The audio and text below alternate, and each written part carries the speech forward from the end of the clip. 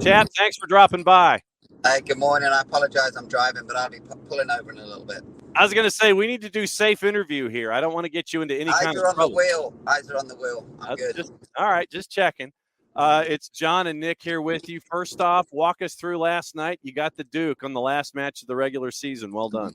Yeah, thanks. Appreciate it. Yeah, no, it's obviously that was a game. Obviously, we were looking forward to from a competitive perspective. You know, a lot of the games that we've had this year, the competition has not been at really the standard that you would have a consistent performance level. You know, playing against, but going into last night's game, we had a good win on Saturday against a good side out of Nashville, and it was a good game. It was a proper game up and down the pitch. Probably for the most times this season, we were having to defend a lot more than we would normally have to, and at the end of the game, obviously a fortunate goal, but all goals are good when they go in the back of the net, and we got a good result. Nick, for Campbell Chapman, the head coach of Decatur FC, first year in WPSL Southeast. Go for it. All right, first season's coming to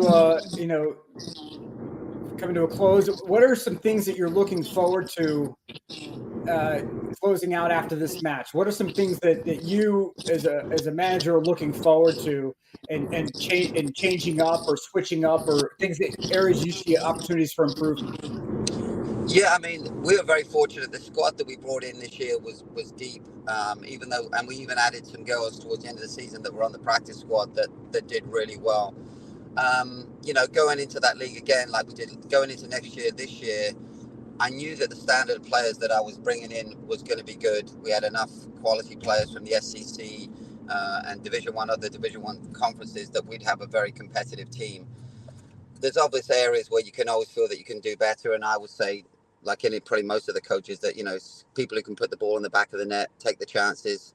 Because defensively we were solid. I'm not sure exactly, but I think we only gave up 3 goals during the course of the season. But when you have those big games, when you need something special up front, we missed Becky Contreras, who got injured in game number, I forget the game she got injured. I think it was the Knoxville game. And having a physical presence up at the top end of the pitch is always important. So I think that would be the one area where next season I would look to strengthen a little bit, would probably be up in the forward positions. So, Chap, you had a record-setting year in the stands where Decatur FC had a lot of folks in some very hot conditions. You had a lot of diehards that were out there at Decatur High School watching you this season. What was it like to see that support come at you from absolute zero? Match day one, they're diving in, and you get all of these attendance records set in the WPSL. What was it like to have that kind of support from the absolute beginning? It's amazing. I mean, to be honest, last night I think there was probably, I couldn't give the exact number, there's probably 300 people at the game last night, because it was at Oglethorpe. And at the end of the game, I mean, the fans were chanting, Decatur FC, and really get into the game. And I think that's the one thing that what we brought to the city is we brought across the board a different, maybe people who maybe not even soccer fans, who've gone to their first game, definitely probably their first game watching a high-level women's game, and have just fallen in love with it. Nick, go for it. This is kind of a out of left field question a bit. Playing in downtown Decatur, right? We're not talking about playing in downtown Atlanta, downtown, like of a large major metropolitan area. We're talking about that sort of neighborhood club feel that you get a lot of times in Europe, right? Where you have like the stadium is within walking distance of where you live. It's embedded inside of these neighborhoods.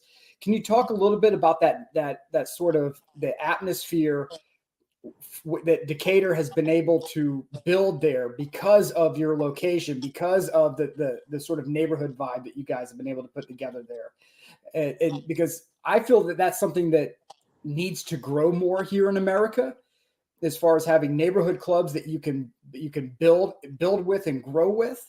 Can you talk a little bit about the vibe that you're feeling out of Decatur right now?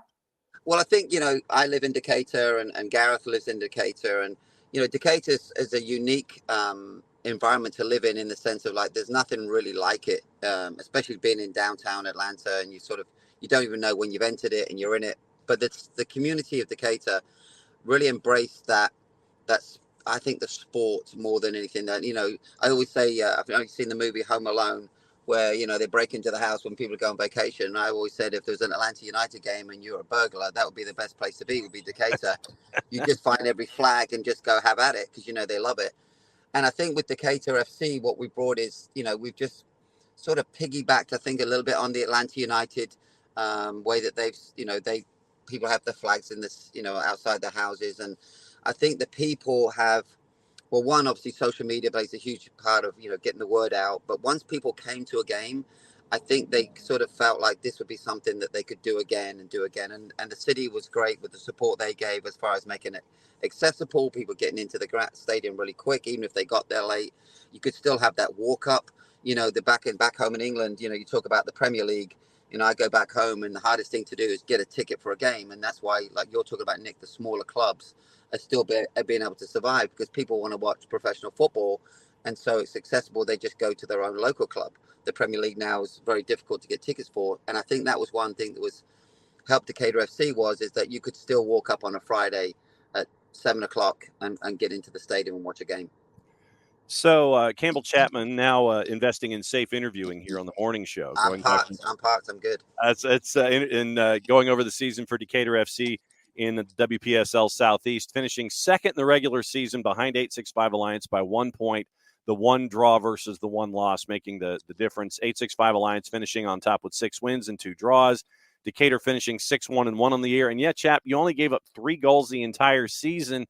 You know, when you look at everything that you have accomplished on the field this year, off the field, getting all these attendance records, if I had told you the beginning of the year that you would have gone 6-1-1, that you would have been 1 point out of the top in the WPSL Southeast, that you'd be setting all these attendance records, if we were at O'Sullivan's and we had this conversation before the season started, what would you have told me? I would have shook my head.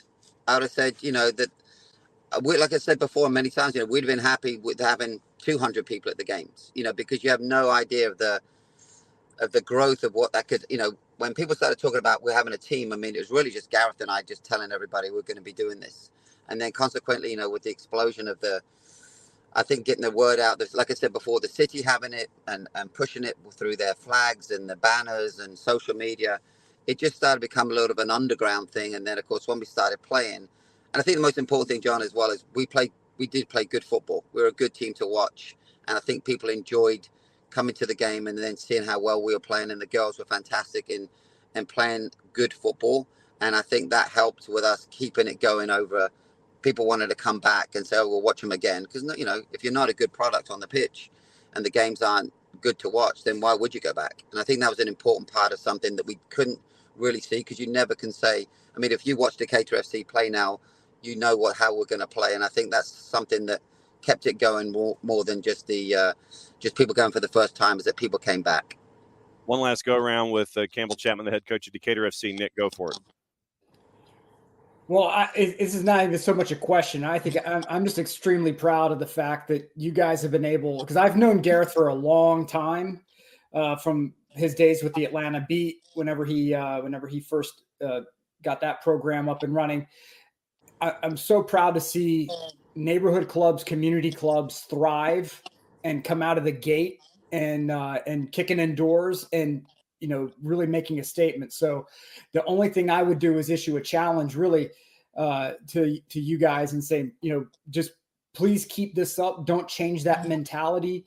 You know, keep that same energy going, because I think what you guys are doing is excellent, and just looking forward to what you guys are bringing coming down the road. No, I appreciate it. I mean, we're going to be doing things during the off season to keep us relative. We'll be doing some camps at Christmas. We'll do some camps at spring break, when we can get the players back in, when they're back in town, and we can get them, get the kids out there playing with them. Because one thing that I haven't spoken about was the phenomenal support from the younger kids, from girls and boys who are playing soccer and love soccer.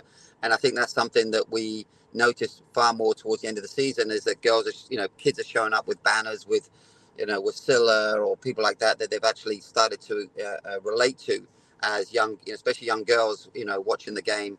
They're starting to see some, you know, these are actually developing into sort of like little mini idols within the city or within youth soccer. So that's the one thing that really was been fantastic, is the growth of the fan base, and especially the young fan base. Now, so what is next, sir, other than maybe catching some sleep? Well, actually, I'm full-time at GSA at the Youth Soccer Club up here in Lilburn, and I'll give a plug to our 2010 girls, our under-14s who qualified for the last 8 in the national championship. So we're off next week to Richmond to play in the ECNL national finals. Don't be a stranger, chap. It's always been great to catch up with you Anytime. and everybody there at Decatur FC this season. And so, Crash, whenever you want to talk. It's been great to see you this year. Cheers, John. Thanks, Nick. All right. That's Campbell Chapman, the head coach of Decatur FC. Finished up strong last night, had a couple of hundred up at Oglethorpe. So that was your palate cleanser for the morning.